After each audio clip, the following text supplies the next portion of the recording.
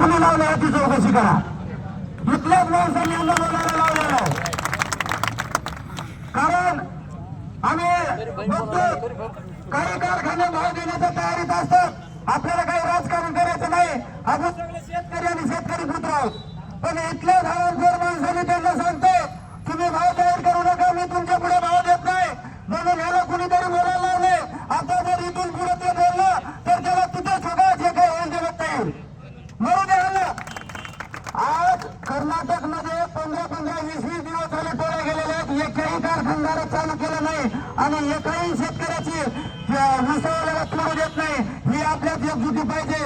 मला तुम्हाला एकच म्हणायचंय, इथून पुढे आपल्या प्रत्येक गावात जायचं आणि ऊस तोड जर चालू असेल तर त्यांना सांगायचं तुमच्या ट्रॅक्टर पेटीला जाईल आणि तुमची जिम्मेदारी तुमच्यावर राहील. ही माझी पोलीस शासनाला विनंती आहे. जर याने आता इथून पुढे जर ट्रॅक्टर चालू करून कारखान्यावर नेलं आणि ट्रॅक्टर जर पेटलं तर ही ट्रॅक्टर पेटण्याची जिम्मेदारी त्या मालकाची असेल, शेतकऱ्याची नाही. आम्ही काय दंड देणार नाही, काय नाही.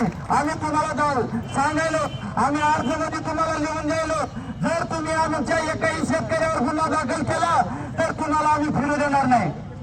एवढं लक्षात ठेवा. आता बस झालं तुमची दादागिरी. आणि जे कुणी दादागिरीची भाषा करत असेल शेतकऱ्यांना त्यांना जागेवर तुरा, हातपाय मोडा आणि पोलिसांच्या हवाली करा आणि पोलिसांना सांगा हे आमच्या शेतकऱ्याचा अपमान करायला म्हणून आम्ही याला मारले आणि याची चौकशी करा. ह्याच्या पाठीमागे कोणी याची चौकशी करा.